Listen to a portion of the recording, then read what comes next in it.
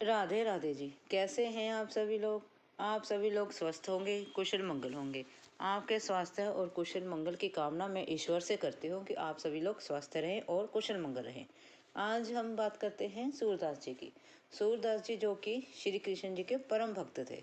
वह हर समय कृष्ण जी का मंत्र जाप करते रहते थे। श्री कृष्णा कृष्णा कृष्णा, हरे कृष्णा, इस प्रकार से वह जपते रहते थे।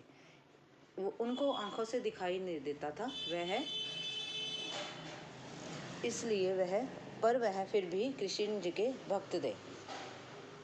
एक दिन श्री कृष्ण जी अपने पथ पर चले जा रहे थे और कृष्ण जी का नाम लेते जा रहे थे, कृष्णा कृष्णा।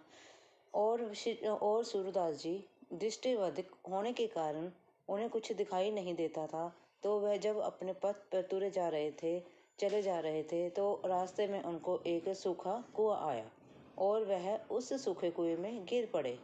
लेकिन सूखे कुएं में गिर जाने के कारण भी वह श्री कृष्ण जी का जाप करे जा रहे थे। फिर जब श्री कृष्ण जी ने देखा ये तो मेरा जाप किए जा रहे हैं, पर फिर भी वह कृष्ण जी का जाप किए जा रहे थे, तो श्री कृष्णा ने सोचा इनको दिखाई तो नहीं देता, मैं अब इनकी परीक्षा लेता हूँ। तो श्री कृष्ण जी ने क्या किया, उन्होंने सूरदास जी की परीक्षा लेने की ठान ली और उनको कुएं के पास चले गए। उन्होंने देखा सभी लोग कुएं के पास से गुजर रहे हैं और सूरदास जी चिल्ला रहे हैं, मदद करो, मेरी मदद करो, कोई मुझे कुएं से बाहर निकालो। लेकिन कोई भी व्यक्ति उनको मदद के लिए नहीं आ रहा था और ना ही कोई व्यक्ति उनको बाहर निकालने की कोशिश कर रहा था। और वह कितने ही हाथ पांव मार रहे थे पर वह कुएं से बाहर नहीं निकल पा रहे थे। एक तो उनको दिखाई नहीं देता था, इस पर वह दिखाई ना देने के कारण उनको यही नहीं समझ आ रहा था कि वह कुएं से किस प्रकार से बाहर निकले। कुआं तो सूखा था और पर इसी कारण वह चिल्लाते जा रहे थे भी मेरी मदद करो, मेरी मदद करो, कोई आकर भगवान के लिए मेरी मदद करो। लेकिन कोई भी इंसान उनकी मदद के लिए नहीं आया। जब कृष्ण जी ने सोचा कि मैं सूरदास जी की अब परीक्षा लेता हूँ, तो वह सूरदास जी के पास छोटे से बालक के रूप में चले गए और उन्होंने सूरदास जी की तरफ अपना हाथ बढ़ाया और सूरदास जी को बाहर निकालने की कोशिश की। धीरे धीरे कर श्री कृष्ण जी ने सूरदास को उस सूखे कुएं से बाहर निकाला। लेकिन सूरदास जी जो है फिर भी वह श्री कृष्णा हरे कृष्णा राधे कृष्णा, इस प्रकार से वह जाप किए जा रहे हैं और किए जा रहे हैं। जब श्री कृष्ण जी ने सूरदास जी को स्पर्श किया, सूरदास जी को महसूस हुआ यह कोई अन्य व्यक्ति नहीं है, ये कोई साधारण व्यक्ति नहीं है, ये तो साक्षात भगवान लगते हैं। तो उनका स्पर्श पाकर सूरदास जी को ऐसे लगा जैसे मानो श्री कृष्ण जी उनको बचाने के लिए धरती पर आ गए हों। और जब श्री कृष्ण जी अपना हाथ छुड़ाकर जाने लगे तो सूरदास जी ने उनकी बाजू पकड़ ली और कहने लगे, हे कहना, कहाँ जा रहे हो तुम? क्या तुम सोचते हो कि मैंने तुम्हें पहचाना नहीं? मैंने तुम्हें पहचान लिया है। चाहे तुमने मुझे आंखें नहीं दी, ये आंखें हैं संसार को देखने के लिए होती हैं और भगवान को देखने के लिए तो मन की आंखें होती हैं। तुमने मुझे मन की आंखें तो दी है, मैंने उन मन की आंखों से तुम्हारे स्पर्श से मैंने तुम्हें पहचान लिया है कि तुम श्री कृष्ण हो, तुम मेरे आराध्य हो, जिनको मैं जपता हूँ, जिनको मैं पूजा करता हूँ। आपने मुझे दर्शन दिए, आप मुझ पर कृपा करें और एक बार मुझे दर्शन जरूर दें। तो उनकी बातें सुनकर श्री कृष्ण जी ने सूरदास जी की बातें सुनकर उन पर कृपा की और उनको दर्शन दिए। इस प्रकार से सूरदास जी ने श्री कृष्ण को पहचाना। ईश्वर को पहचानने के लिए हमारी ये दो आंखें जो भगवान ने हमें दी हैं वह जरूरी नहीं है। भगवान को पहचानने के लिए, अच्छे कार्य करने के लिए मन की आंखें जरूर हैं। जब तक हमारे मन की आंखें नहीं खुलेंगी हम कोई भी अच्छा कार्य नहीं कर सकते और ना ही ईश्वर को पहचान सकते हैं। हम चाहे जितनी भी कोशिश कर लें, चाहे भगवान जी हमारे पास खड़े हों, हमारे पास बैठे हों, जब तक हम अपनी आंखों से नहीं देखेंगे, हम अपनी आंखें नहीं खोलेंगे, मन की आंखें, तब तक हम भगवान को महसूस ही नहीं कर सकते। भगवान को देखने के लिए आंखों की नहीं, महसूस करने की जरूरत होती है। कृपया अपने मन की आंखें खोलिए और ईश्वर को अपने पास, अपने अंदर महसूस कीजिए कि आपके अंदर भगवान आपसे क्या कह रहे हैं और क्या करने के लिए कहते हैं। अच्छे कार्य करो, किसी गरीब की मदद करो, ज़रूरतमंद की मदद करो, नेक कार्य करो। जैसे कि अब नई एडमिशनें शुरू हो जाएंगी, किसी गरीब बच्चे की पढ़ाई में मदद करो। किस अपनी अपनी समर्थ अकॉर्डिंग, अपनी समर्था के अनुसार किसी को किताबें दवाएं, किसी को कापियाँ लेकर दें, किसी की फीस जमा कराएं। लोग तो साल साल भर की बच्चों की फीस जमा करा देते हैं। किसी गरीब बच्चे की मदद करें, उसको पढ़ाई में मदद करो और उसे सही रास्ता दिखाते हुए जिस दिन वह अपनी मंजिल पर पहुंच जाएगा बच्चा, तो आपको जरूर याद करेगा। इसलिए अपनी मन की आंखें खोलो, ना कि ये भगवान की दी हुई आंखें। ये तो भगवान ने आंखें आपको इसलिए दिए हैं कि इन आंखों से आप देखते चलें और अपना कार्य करें और अपने जीवन में आपको किसी के प्रति, किसी के आपको सहाय ना होना, मतलब किसी के अंडर ना होना पड़े, किसी की मदद की ज़रूरत ना पड़े। इसलिए ये भगवान जी ने आपको आंखें दी हैं। भगवान को पहचानने के मन की आंखें जरूरी हैं। इसलिए मन की आंखें खोलो और अच्छे कार्य करो, किसी गरीब की मदद करो। अगर वीडियो अच्छी लगी हो, लाइक और सब्सक्राइब जरूर करें। थैंक यू जी। राधे राधे जी। कैसे हैं आप सभी लोग? आप सभी लोग स्वस्थ होंगे, कुशल मंगल होंगे। आपके स्वास्थ्य और कुशल मंगल की कामना मैं भगवान जी से करती हूँ कि आप सभी लोग स्वस्थ रहें और कुशल मंगल रहें। आज हम बात करते हैं एक राजा और ब्राह्मण की। एक राजा कुछ ब्राह्मणों को भोजन लंगर हाल में के बरामदे में भोजन खिला रहा था। वहीं एक ओपन में जो उनके रसोइया थे वह भोजन पका रहे थे। जैसे ही वह भोजन पका रहा था, जो रसोइया ब्राह्मणों के लिए वह भोजन तैयार कर रहा था, वह एक खुला आंगन था। वह जब भोजन पका रहा था तो वह बहुत आनंदित था। वह बड़े आनंद से भोजन पका रहा था और प्रभु का नाम भी लिए जा रहा था। जब एक उसे कुछ नहीं पता होता, राजा को कुछ नहीं पता होता, जो ब्राह्मण भोजन करने आए होते हैं उनको कुछ नहीं पता होता। जब वह व्यक्ति रसोइया जो है भोजन पका रहा होता है तो उसके ऊपर से एक चील सांप को लिए गुजरती है। जब वह सांप को अपने पाँव में दबाकर गुजर रही होती है, सांप के दब जाने के कारण उसके मुंह से जहर उगल जाता है। जब वह जहर उगलता है तो उस जहर के कुछ छींटे भोजन में गिर जाते हैं, जिसकी ना तो जानकारी उस रसोइयों को पड़ती है, ना राजा को पड़ती है, ना ब्राह्मण को पड़ती है। जो सांप है उसके मुंह से जहर निकलता है, वो सीधा ही भोजन में मिल जाता है और जो भोजन है तो आपको पता ही है वह जहरीला हो गया, वह भोजन जहरीला हो जाता है। तो राजा बहुत खुशी खुशी ब्राह्मणों को भोजन के लिए बिठाता है, पाँव धोता है और उनको भोजन के लिए बिठा देता है और उनको बड़े प्रेम पूर्वक श्रद्धा के साथ वह राजा भोजन परोसता है और वह रसोइया भोजन बना रहा होता है और प्रभु का नाम भी ले रहा होता है। इस प्रकार से राजा जो है ब्राह्मणों को बड़े श्रद्धा पूर्वक से भोजन करा देता है। जब भोजन कराता है तो वह जो ब्राह्मण होते हैं वह भोजन खाने के कारण मर जाते हैं। क्यों? क्योंकि वह भोजन जहरीला था, वह मर जाते हैं। तो राजा बहुत चिंतित होता है, वह शोकाकुल हो जाता है कि मुझे तो ब्राह्मण हत्या का पाप लग गया, मैंने ब्राह्मण हत्या की नहीं। वह पूरी इंक्वायरी कराता है, पूरी छानबीन कराता है कि वह ब्राह्मणों की हत्या किस प्रकार से हुई। किसी प्रकार से कुछ पता नहीं चलता। इतना पता चलता है कि जो भोजन था वह जहरीला था। भोजन जहरीला कैसे हुआ, ना तो रसोइये को पता, ना राजा जी को पता, वो तो भगवान को पता है किस प्रकार से वह भोजन जहरीला हो गया। चलो जी, बात यह आई गई हुई। उस कुछ समय बाद उसी गांव में कुछ ब्राह्मण आए। वह राजा जी का रास्ता पूछते हैं।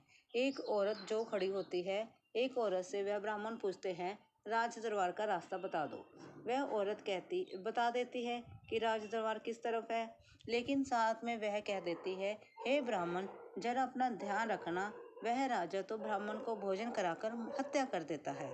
वह भोजन ब्राह्मणों को जहरीला कराता है ताकि ब्राह्मण की हत्या हो जाए।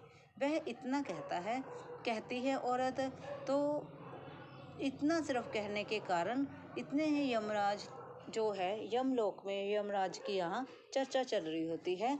जो इतने सारे ब्राह्मणों की हत्या हुई है, उस हत्या का आरोप राजा के सिर हो जिसने भोजन कराया है। रसोइये के सिर हो जिसने भोजन पकाया है, या फिर उस चील के सर हो जो सांप को लिए जा रही थी, या सांप के सिर हो जिसका वह जहर था। यह सब चर्चा हो रही थी। सभी चर्चा करते करते कुछ लोग कहने लगे राजा के सिर हो, लेकिन राजा ने तो श्रद्धापूर्वक भोजन कराया। फिर कुछ कहने लगे यमलोक में यह चर्चा हो रही थी, तो कुछ ने कहा कि यह रसोइये के सर होना चाहिए पाप। वो कहते रसोइया तो जब भोजन पका रहा था प्रभु सिमरन कर रहा था। तो किसी ने कहा चील के सर होने चाहिए। वो कह रहे चील तो सांप को पकड़े जा रही थी, वह उसका भोजन है। तो किसी ने कहा सांप को हो, सांप के सर होने चाहिए। सांप के सिर भी कैसे हो, क्योंकि सांप ने कौन सा उसमें जहर मिक्स किया है भोजन में। सांप ने तो जहर डर के कारण और चील के पाँव में दब जाने के कारण उसका जहर खुद पे खुद निकल गया और वह भोजन में मिल गया। इन सभी चीज़ों को देखते हुए फिर यमराज ने उस औरत की तरफ देखा जो कि उन सभी चीज़ों से आनंदित हो रही थी। तो यमराज ने यह कहा, हे यम, तुम जाओ उस औरत को पाप का हकदार समझकर उस औरत को यहाँ पर पापी बनाकर आप ले आओ। वो क्यों? कहते हैं ब्राह्मण की हत्या करने से ना तो राजा आनंदित था, ना रसोइया आनंदित था, ना चील और सांप आनंदित था। इस सारे वाक्य से आनंदित कौन था? वह औरत थी जो इस परिस्थिति को देखकर उससे आनंदित हो रही थी। और उसने ब्राह्मण को कहा कि राजा तो ब्राह्मणों को भोजन जहरीला खिलाकर मार देता है। उसे आनंद मिला, उसने इस बात की चुगली की ब्राह्मणों से, तो इस कारण से उस सारे पापों की हत्या का जो पाप है वह उस महिला के सिर हो गया। इसीलिए कहते हैं कि जो इंसान पाप करता है वह पापी भी नहीं बन पाता, जो पापी चुगली करने वाला हो जाता है। इसीलिए लोग कहते हैं किसी की चुगली निंदा ना करो, अपने में मस्त रहो, भगवान का नाम लो और खुद में मस्त रहो, अपने परिवार में मस्त रहो। किसी की ना निंदा करो, ना चुगली करो। जो होगा भगवान देख लेगा, जो होगा भगवान देख रहा है। क्योंकि हम सब कहते हैं कण कण में ईश्वर का वास है। जब हम कहते हैं कि कण कण में ईश्वर का वास है तो हमें पता है, तो भगवान तो देख रहा है, तो हमें किसी की चुगली करने की क्या ज़रूरत है। खुश रहो और मस्त रहो और अपने आप में खुश रहो। जो पाप करेगा खुद भोगेगा। किसी के पाप की सज़ा हम क्यों भुगते? हम किसी के पापों की चुगली करते हैं, वह पाप हमारे सर हो जाते हैं और हम ना पाप करते हुए भी उसके हकदार होते हैं। जैसे कि कुछ लोग कहते हैं कि हमने तो कुछ पाप किया ही नहीं, फिर भी हमें इतना बुरा हमारे साथ हो रहा है, हमारे इतना बुरा समय चल रहा है, किस पाप की सज़ा मिल रही है। वो ये नहीं समझता कि मैंने कभी ना कभी किसी के पापों की चुगली जरूर की होगी। इसलिए इन सभी चीज़ों से दूर रहकर भगवान का सिमरन करें और खुश रहें, अपने परिवार में मस्त रहें और वीडियो को सुनते रहें और लाइक और सब्सक्राइब करते रहें। थैंक यू जी। आप सभी लोग मेरा परिवार हैं और आपने जो मुझे इतना सारा प्रेम दिया है उसके लिए मैं बहुत ही आभारी रहूँगी। मैं आपका तहे दिल से शुक्राना करती हूँ कि आपने मुझे बहुत सारा प्रेम दिया। कुछ आर्टिकल्स की मैंने अपनी वीडियो में लिंक दिया है। अगर आपको मेरे पसंदीदा वह आर्टिकल्स अगर आपको पसंद आए, अगर आप ख़रीदना चाहें तो वह खरीद सकते हैं। उनका लिंक और जो उनकी साइट है वह मैंने अपनी वीडियोज़ में डाल दी है। आप सभी का बहुत बहुत धन्यवाद होगा। Thank you. राधे राधे जी। कैसे हैं आप सभी लोग? आप सभी लोग स्वस्थ होंगे, कुशल मंगल होंगे। आपके स्वास्थ्य और कुशल मंगल की कामना मैं ईश्वर से करती हूँ कि आप सभी लोग स्वस्थ रहें और कुशल मंगल रहें। आज हम बात करते हैं एक राजा के पुत्र की। एक राजा होते हैं जिसकी कोई पुत्र नहीं होती और वह पुत्र की आशा लगाए बैठा होता है और लेकिन उसके घर पुत्र की प्राप्ति नहीं होती। फिर उससे कुछ सखे संबंधी जो हैं उनको उस राजा को तांत्रिक के पास जाने के लिए कहते हैं। वह राजा किसी तांत्रिक के पास जाता है तो तांत्रिक उसे कहता है कि एक बालक की बलि दो तो आपके घर में पुत्र की प्राप्ति हो जाएगी। राजा पूरे शहर में, पूरे राज्य में ढिंढोरा पिटवा देता है कि मुझे जो भी कोई परिवार मुझे पुत्र देगा बलि के लिए, उसको मैं बहुत सारा धन दूंगा। जब वह उसके राज्य में यह ढिंढोरा पिट जाता है तो एक परिवार होता है जो निर्धन होता है और उसके कई सारे बच्चे होते हैं। एक बच्चा उनमें से हर समय भगवान की भक्ति में लगा रहता है।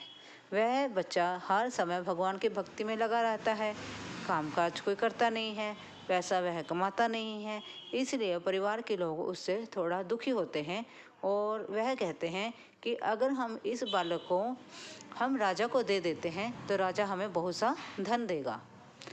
चलो जी, वो परिवार इसका निर्णय कर लेता है कि यह बालक हम राजा को सौंप देते हैं। वह परिवार का एक सदस्य जो होता है राजा के पास जाता है और राजा से कहता है कि हम अपना बालक आपको देने के लिए तैयार हैं।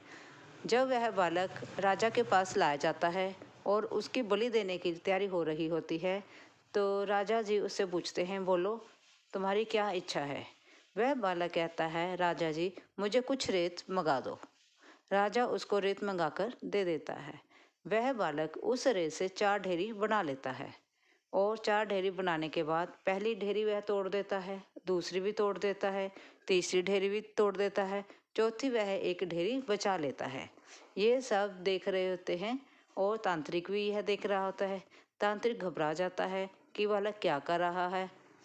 तो राजा जी उससे पूछते हैं कि तुम ये क्या कर रहे हो बालक। वह बालक कहता है कि मैंने 4 ढेरी इसलिए बनाई। पहली ढेरी थी मेरी माता पिता की।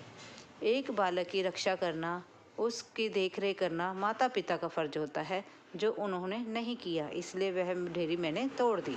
जो दूसरी ढेरी बनाई थी मैंने और सगे संबंधियों के लिए बनाई थी।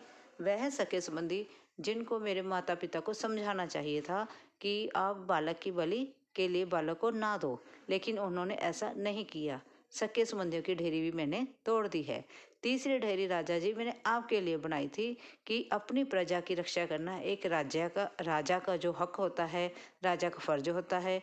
अपने राज्य में किसी भी इंसान को कोई कष्ट ना हो, अपनी प्रजा की रक्षा करना राजा का हक होता है और आपने भी इसे नहीं किया और आप अपने राज्य में मेरी बलि देना चाहते हैं, इसलिए मैंने आपके नाम की जो ढेरी बनाई थी वह भी मैंने तोड़ दी है। और चौथी ढेरी बनाई है मैंने उस परम पिता परमात्मा के लिए, ईश्वर के लिए, क्योंकि अब मुझे सिर्फ ईश्वर पर ही भरोसा है, जो मेरे लिए करेंगे अच्छा ही करेंगे। राजा सोचता है यह बालक इतना परमात्मा पर विश्वास करता है, इतना यह बालक छोटी सी आयु में इतना इसका विश्वास है, इतना भरोसा है परमात्मा पर और यह इतना जप तप करता है, क्यों ना मैं इसी को अपना पुत्र बना लूं। ऐसा सोचते हुए राजा क्या करता है, इस चीज़ की घोषणा कर देता है राज्य में कि यह बालक जो है मेरा पुत्र है और इसके लिए वह राज्य की घोषणा कर देता है कि ये मैं सारा राज्य अपने बेटे के नाम करता हूँ। ये इतना सब होने के बाद जब ये सब वह अनाउंसमेंट कर देता है तो उस बालक को तो देखो सब कुछ मिल गया, क्योंकि उसे परमात्मा पर भरोसा था। इसलिए कहते हैं ना, जिसको परमात्मा पर विश्वास है, जिसको परमात्मा पर भरोसा है, उसका तो कोई भी बाल भी बांका नहीं कर सकता। इसलिए परमात्मा पर विश्वास रखो, उस पर भरोसा करो। उसके भरोसे के बिना, उसके बिना तो एक पत्ता भी नहीं हिलता। इंसान तो कोई किसी का क्या दुश्मनी करेगा। माता पिता ने साथ छोड़ दिया, सगे संबंधियों ने साथ छोड़ दिया और राजा ने भी साथ छोड़ दिया था, लेकिन उसका भरोसा ईश्वर पर था। जब ईश्वर जो करता है अच्छे के लिए करता है और जो करता है बढ़िया करता है, हमारे लिए करता है, हमारे अच्छे के लिए करता है। क्या उस लड़के को मालूम था कि अगर माता पिता त्यागेंगे तो वह राज्य एक राज्य का मालिक बन जाएगा और राजा बन जाएगा? नहीं, उसको कुछ नहीं पता था। इसलिए आप अपने परमात्मा पर भरोसा रखो और अपना कर्म करते रहो। जब आप अपना कर्म करते रहेंगे, परमात्मा आपका साथ जरूर देगा। अगर वीडियो अच्छी लगी हो, लाइक और सब्सक्राइब जरूर करें। थैंक यू जी।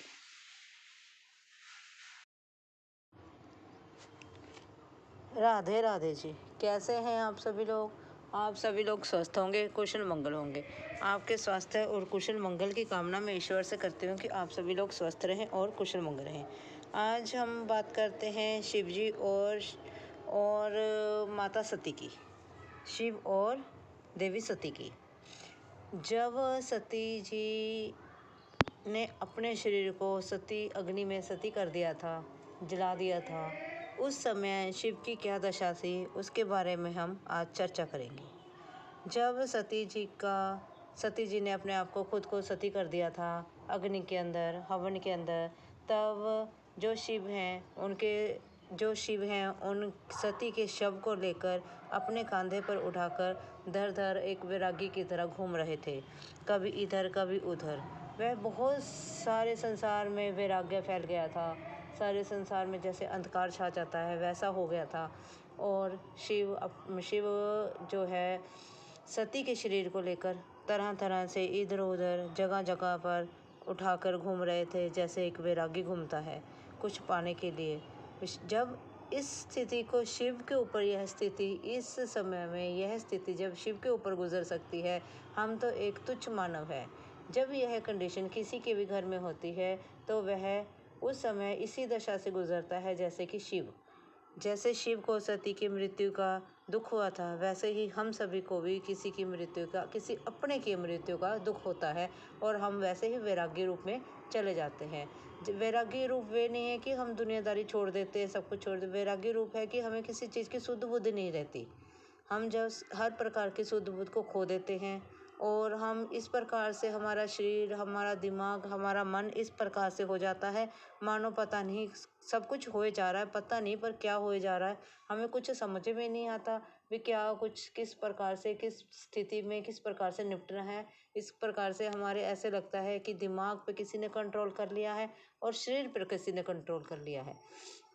इस प्रकार से वह घूम रहे थे। अतः वह काशी नगरी में पहुँचे। जब वह काशी नगरी में पहुँचे, वह मणिकर्णिका में उन्होंने सती जी का दाह संस्कार किया। इसीलिए मणिकर्णिका में वहाँ आज महाशमशान घाट है। वह महाशमशान घाट जो है उसमें हर समय अग्नि चलती ही रहती है। एक का शव का संस्कार होता है तो दूसरे का हो जाता है। वहाँ उस महाशमशान घाट में कभी भी शमशान में किसी की भी जो मृतदेह है हर समय जलती ही रहती है। एक का भी कंप्लीट नहीं होता तो दूसरे का शुरू हो जाता है। इस प्रकार वह महाशमशान घाट है जो इसी प्रकार से वहाँ पर बहुत ज़्यादा ज्योतिमय है। ज्योतिमय शरीर की तरह, जैसे हम शरीर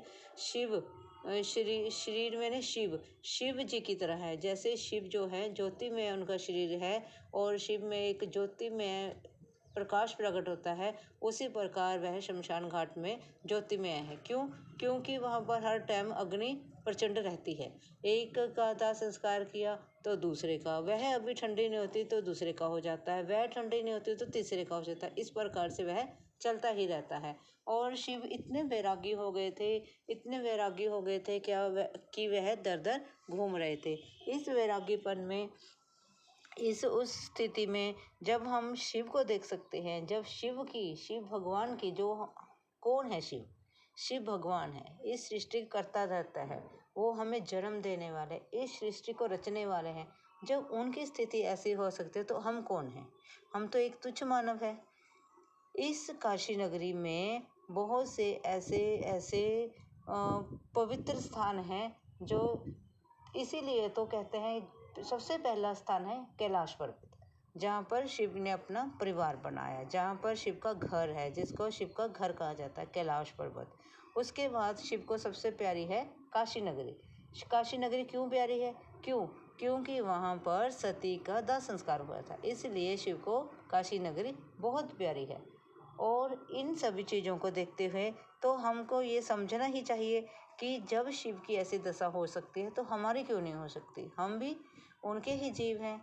वो एक भगवान हैं और हम सभी को जन्म देने वाले, कण कण को देने वाले, कण कण में वास करने वाले हैं और इस सृष्टि की रचना करता है और इस सृष्टि में ना जाने कितने जीव जंतुओं को पैदा करने वाले हैं।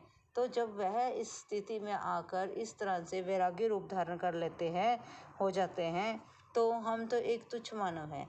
इसलिए हमें इन सभी चीज़ों से परे रहना चाहिए और अपने ध्यान शिव भक्ति में लगाएं, शिव शक्ति में लगाएं, ये मृत्यु जो है एक डर है। इस मृत्यु को जबकि हमें पता है, हम सभी इस चीज़ से अनजान नहीं हैं, सभी इस चीज़ से जागरूक हैं कि मृत्यु तो एक ना एक दिन आनी ही आनी है। हम कहते हैं कि जन्म का समय तय हो गया है, मृत्यु का अभी तक कोई समय नहीं तय। हो सकता है कि मैं ये वीडियो बना रही हूँ उसके बाद मेरी मृत्यु हो जाए, इसलिए मृत्यु का कोई समय नहीं है। इसलिए हमें किसी भी समय कुछ भी हमारे साथ घटित हो सकता है, तो इस मृत्यु से आप डरे नहीं।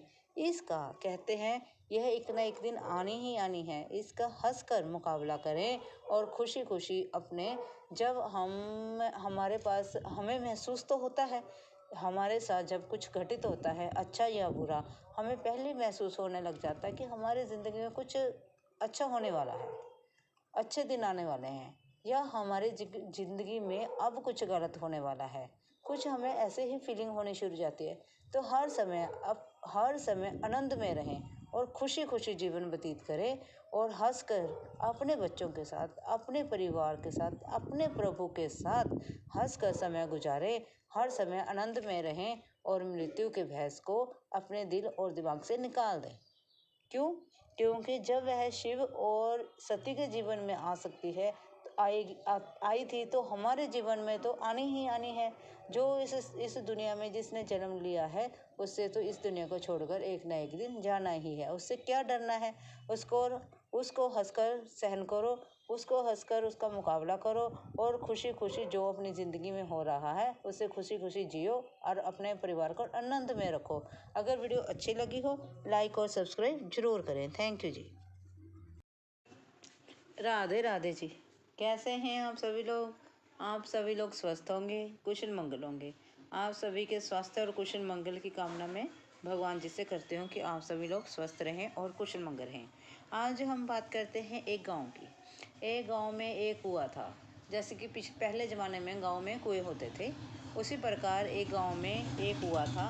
उस कुएं के ऊपर एक ब्राह्मण ने एक संगल के साथ अपना पाँव बांधकर कुएं में लटक गया, उल्टा लटक गया और लटक गया। उन्होंने कहा, जिस दिन मेरी संगल टूटेगी मुझे प्रभु के दर्शन होंगे। इस प्रकार वह लटका रहा, काफ़ी सालों से लटका रहा। पूरे गांव में इस चीज़ का कोहताल मच गया कि ब्राह्मण इतने सालों से संगल के सहारे कुएं में लटका हुआ है। सभी और इस चीज़ का शोर मच गया, तो दूर दूर से लोग आने लगे। उस ऋषि को देखकर, उस ब्राह्मण को देखकर उसी गांव का एक बालक, एक लड़का, जो कि वह एक कुएं में लटक गया, एक रस्सी से अपने आप को बांधकर कुएं में लटक गया। देखता हूँ क्या भगवान जी अगर ब्राह्मण को दर्शन दे सकते हैं तो मेरे को भी दे सकते हैं। हे प्रभु, आप मुझे दर्शन दे, वरना अगर ये रस्सी टूट गई और मैं कुएं में गिर गया तो आपकी श्रद्धा भावना जो है और आप पर जो विश्वास है वो टूट जाएगा, इसलिए आप मुझे दर्शन दें। जैसे ही वह लड़का अपने पाँव को रस्सी बांधकर उस कुएं में लटक जाता है, वह क्या देखता है, उसे प्रभु के दर्शन होते हैं। भगवान जी उसे दर्शन देते हैं। वह लड़का आश्चर्यचकित हो जाता है कि भगवान जी ने मुझे दर्शन दिए। वह भगवान जी को कहता है, हे प्रभु, आपने तो मुझे इतनी जल्दी दर्शन दे दिए। वह ब्राह्मण तो कितने सालों से कुएं में लटका हुआ है। तो भगवान जी ने कहा, वह ब्राह्मण कुएं में लटका तो है, इतनी मोटी संगल के साथ अपने पाँव को बांधकर वह कुएं में लटका है। उसे संगल पर विश्वास है, मुझ पर नहीं है। उसे भगवान पर भरोसा नहीं था, उसे भगवान पर विश्वास नहीं है, इसीलिए तो उसने इतनी मोटी संगल बांधी कि जब संगल टूटेगी तब प्रभु दर्शन देंगे। और तुम्हें ने मुझे सच्चे मन से याद किया और मुझे पुकारा, तो मुझे तो आना ही था। इस प्रकार से मैंने तुम्हें दर्शन दिए। तभी तो कहते हैं ना, जब भक्त पुकारे प्रभु दौड़ा दौड़ा आए। कहते हैं ना, शबरी के जब भगवान जी झूठे बेर खा सकते हैं, तो हमारे बुलाने पर भगवान जी क्यों नहीं आ सकते। भगवान जी ने उस लड़के को दर्शन दिए और कहा, तुझे मुझ पर श्रद्धा थी और विश्वास था कि मैं आऊँगा, इसलिए तुमने अपने प्राण जो हैं हथेली पे लेकर वो कुएं में तुम लटक गए। एक पतली सी रस्सी के सहारे तुम कुएं में लटक गए। भला मैं तुम्हें कुछ कैसे होने देता, इसलिए मुझे तो आना ही था और तुम्हें बचाना ही था। जिस प्रकार से उस लड़के ने भगवान पर भरोसा किया, विश्वास किया, उसी प्रकार से हम सभी को भी भगवान पर भरोसा करना चाहिए और विश्वास करना चाहिए। जब हम भगवान पर श्रद्धा भावना रखेंगे और उन्हें सच्चे मन से पुकारेंगे, वो तो आएंगे ही आएंगे, वह दौड़े चले आएंगे। कहते हैं ना, भगवान के घर में देर है अंधेर नहीं। भक्त के बुलाने पर ईश्वर दौड़ा दौड़ा आता है, लेकिन हमारे बुलाने की ज़रूरत है। हम उन्हें बुलाते ही नहीं, वो कैसे आएंगे? हमारे मन में तो खुद ही पाप है, तो हम कैसे बुलाएंगे? हम सोचते हैं कि हम भगवान को बुलाएंगे, क्या वो आएंगे? भगवान जी क्या फ्री बैठे हैं? उन्होंने सारी दुनिया को देखना है, वो कैसे आएंगे? क्या भगवान जी देख रहे हैं? क्या भगवान जी सुन रहे हैं? हमारे मन में 3600 क्वेश्चन चलते हैं, 3600 प्रश्न चलते हैं, तो हम कैसे विश्वास करते हैं भगवान आएंगे?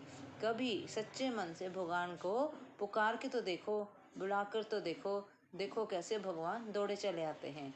अगर आपको वीडियो अच्छी लगी हो, लाइक और सब्सक्राइब जरूर करें। थैंक यू जी। राधे राधे जी। कैसे हैं आप सभी लोग? आप सभी लोग स्वस्थ होंगे, कुशल मंगल होंगे। आप सभी के स्वास्थ्य और कुशल मंगल की कामना मैं ईश्वर से करती हूँ कि आप सभी लोग स्वस्थ रहें और कुशल मंगल रहें। किसी स्थान पर संतों द्वारा कथा की जा रही थी। किसी स्थान पर संतों द्वारा कथा की जा रही थी कि इंसान के जब प्राण निकलते हैं, वह सिर द्वारा निकलते हैं। जो सिर द्वारा निकलते हैं उसको वृद्धर द्वारा प्राण निकल जाते हैं। वृद्धर माने कि जो इंसान अच्छे कर्म करते हैं, अच्छे सब कुछ अच्छा करते हैं, अपनी ज़िंदगी में पाप नहीं करते हैं, सभी पुण्य के काम करते हैं, उनके प्राण आँख, नाक, कान, सिर के द्वारा निकल जाते हैं। और जो लोग पाप करते हैं और पाप की कमाई खाते हैं और पाप करते हैं, वे उन लोगों के प्राण कमर के नीचे के हिस्से के द्वारा निकलते हैं। इसी प्रकार उन्होंने सुनाया कि एक कहीं शिवानंद स्वामी और हरिहर स्वामी नाम के 2 संत रहते थे। वह एक विद्वान संत थे, आरती पूजा करते थे, भजन कीर्तन करते थे, महान संत थे। और एक दिन शिवानंद स्वामी जी ने अपने प्राण निकलने की घोषणा कर दी कि इस दिन इस समय मेरे प्राण निकल जाएंगे। उन दोनों महान संतों के दर्शन के लिए कहीं एक अंग्रेज वहाँ आया उनके दर्शन करने के लिए। उसने सुना कि ये इस गांव में 2 महान संत रहते हैं, मैं उन संतों के दर्शन करना चाहता हूँ। इतना कहकर वह लोगों से पूछताछ करने लगा। किसी ने बताया कि शिवानंद स्वामी जी तो उस तरफ समाधि लेने के लिए गए हैं। शिवानंद स्वामी जी के दर्शन के लिए अंग्रेज उस तरफ चल पड़ा। जब तक वह अंग्रेज शिवानंद स्वामी जी के पास पहुंचता, तब तक शिवानंद स्वामी जी समाधि ले चुके थे। और जब शिवानंद स्वामी जी ने समाधि ली तो उनके प्राण सिर के रास्ते से निकल गए और उनका जो माथा है वह फट गया।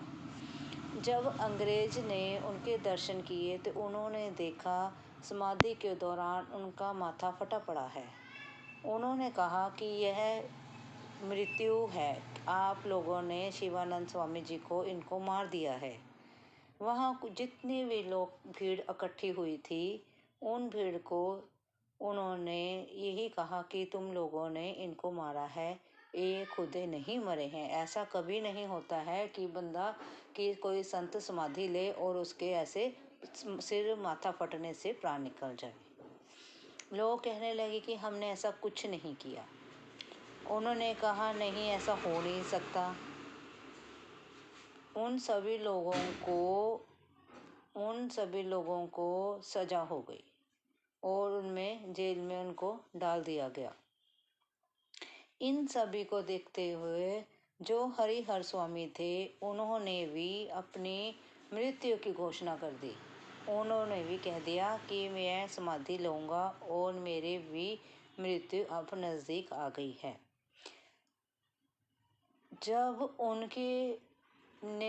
जब हरिहर स्वामी जी ने समाधि लेनी थी तो वहाँ पर भीड़ उमड़ पड़ी।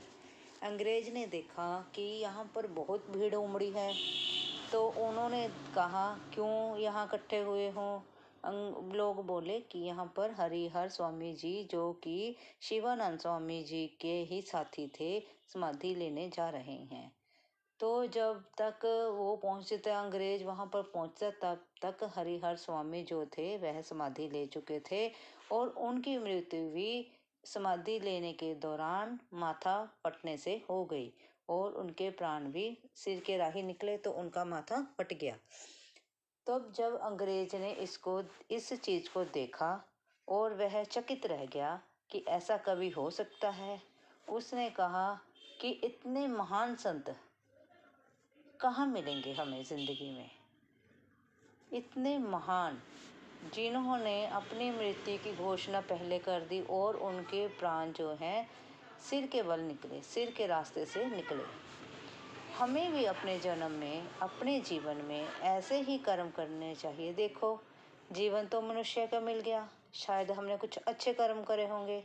अब इस मनुष्य जीवन में हमें 2 हाथ, 2 पाँव, आँखें, नाक, सब बोलने के लिए मुंह मिला है, सब कुछ मिला है। तो इसके राही हमें अच्छे अच्छे भजन करना चाहिए, प्रभु का सिमरन करना चाहिए, भजन कीर्तन करना चाहिए, अच्छे अच्छे कार्य करने चाहिए। मैं ये नहीं कहना चाहती कि आप मंदिर में जाकर बैठ जाओ। मैं ये कहती हूँ कि आप अपने दिनचर्या में व्यस्त रहकर भगवान का सिमरन करते रहिए। झाड़ू लगाओ, भगवान का नाम लो, रोटी बनाओ, भगवान का नाम जपते रहो। वो तो आपने मुंह से जपना है, काम आपने हाथ से करना है, चलना अपने पाँव से है।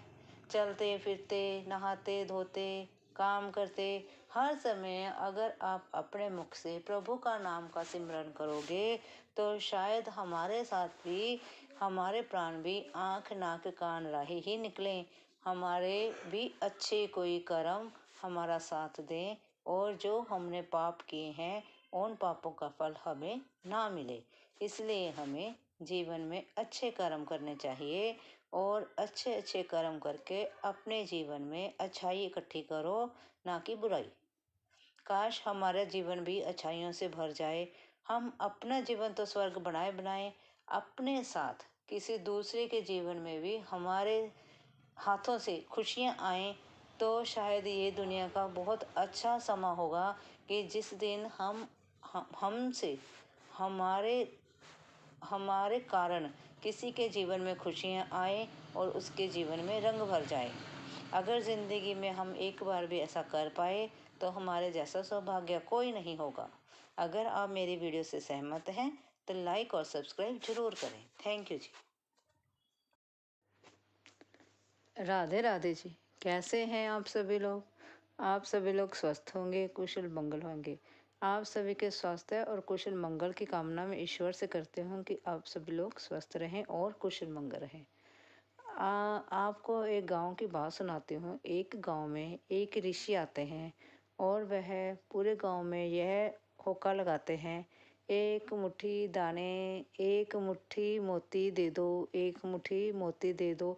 ऐसे कहकर वह घर घर जाकर मोती मांगते हैं। जिस जिस घर से वह मोती मांगते हैं उस गांव में हर एक घर की औरतें यह कहती हैं, ले बताओ, रोटी नहीं मांगी, पैसे नहीं मांगे, हीरे मोती मांग रहे हैं। बताओ, अगर हमारे पास हीरे मोती देने को होते तो हम खुद ही न ऐश कर लेते।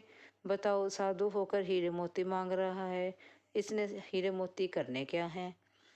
उस गांव से उस साधु को कुछ भी नहीं मिलता। उस साधु को उस गांव में कुछ ना मिलने के कारण वह परेशान हो जाता है और इस प्रकार वह सुबह से शाम तक इधर उधर भटकता ही रहता है। अगले दिन जैसे ही सूरज निकलता है वह किसी दूसरे गांव के लिए रवाना हो जाता है और उस दूसरे गांव में जब वह यह कहता है, एक मुट्ठी मोती दे दो, एक मुट्ठी मोती दे दो, वह इस प्रकार से पूरे गांव में होका लगा रहा होता है कि एक मुट्ठी मोती दे दो। तो उस गांव में एक जो गरीब किसान होता है वह खेती करता है और खेती करके वह अपना पालन पोषण करता है। होता तो चाहे वह निर्धन है, लेकिन वह छोटी सी खेती करता है। उस छोटी सी खेती के कारण वह अपने खेती के साथ ही वह अपने पालन पोषण बच्चों का वह करता है।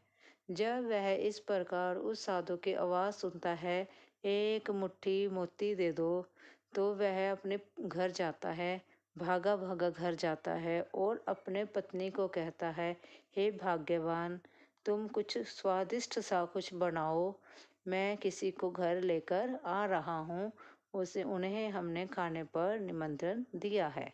इस प्रकार वह किसान जो है अपनी पत्नी को कहता हुआ चला जाता है और उस साधु को वह आदर सहित अपने घर में लेके आता है, जो कि झोंपड़ी बहुत ही छोटी होती है, जिसमें मुश्किल से बहुत कम लोग ही बैठ पाते हैं। छोटा सा कमरा होता है। उसी कमरे को वह साफ सुथरा कर कर उस पर छोटा सा एक कपड़ा बिछाते हैं, जिस पर उस साधु के हाथ और पांव धुलाकर उसको बिठा दिया जाता है और उसकी पत्नी इतने में कुछ खाने के लिए बना कर लाती है, जो कि वह होता तो साधारण सा खाना है, लेकिन उसकी सुगंध इतनी अच्छी होती है खाने की, मानो कि उसने पता नहीं कितने पकवान बनाए हों। इस प्रकार से जब वह पत्नी श्रद्धापूर्वक उस साधु को भोजन परोसती है और वह किसान श्रद्धापूर्वक उस साधु को भोजन करवाता है, साधारण सी रोटी होती है और साधारण सी सब्जी होती है और उस साधु वह रोटी खाने से इतना तृप्त, इतना संतुष्ट हो जाता है कि वह यह कहता है कि मैं कल से इतना भूखा था, कल से मुझे खाने के लिए कुछ नहीं मिला था, मैं यही हुक्का लगा रहा था, एक मुट्ठी मोती दे दो, और कोई मेरी इस संज्ञा को समझ नहीं पाया, कोई मेरी इस पंक्ति को जान नहीं पाया। मोती में सुच्चे मोती या फिर हीरे मोती जवाहरात नहीं मांग रहा था, मोती से मेरा भाव था कुछ दाने कनक के मुझे दे दो, क्योंकि कनक के दाने भी मोतियों के समान होते हैं, साफ सुथरे होते हैं, स्वच्छ होते हैं, जिससे हमारी भूख मिट जाए, वह किसी सोने चांदी से कम नहीं होता। इसलिए आपने मुझे इतनी श्रद्धापूर्वक भोजन कराया है, उस भोजन से मेरी पूरी भूख ही मिट गई है और मैं बहुत प्रसन्न हूँ।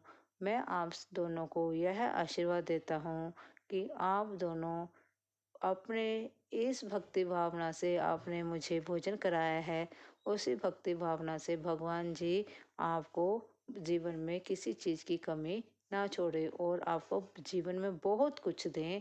और मैं इसी भावना से मोती मांग रहा था, आपने मुझे प्रसन्न किया। जब वह साधु उस घर से निकलता है तो साधु कहता है कि मैं यहाँ पर फिर आऊँगा, फिर आपके यहाँ आकर मैं भोजन खाकर जाऊंगा। मुझे आपके घर आने से बहुत प्रसन्नता हुई। आपका घर यहीं बसता रहे और आप खुशहाल रहें, आपके बच्चे भी तरक्की करें और आप स्वस्थ रहें। इतने सारे आशीर्वाद भगवान के रूप में वह जो साधु है उन पति पत्नी को देकर जाते हैं और वह परिवार जो है खुशहाल परिवार बन जाता है। इसी प्रकार से हमें भी बुराई का साथ छोड़कर हमें अपनी ईमानदारी से पैसा कमाना चाहिए और ईमानदारी से भोजन और एक अच्छी भावना से पकाया हुआ भोजन जब किसी व्यक्ति की भूखे व्यक्ति की भूख मिटाता है तो वह किसी सोने चांदी हीरे जवाहरात से कम नहीं होते। अगर आप मेरी इस वीडियो से सहमत हैं, प्लीज़ लाइक और सब्सक्राइब जरूर करें। Thank you ji.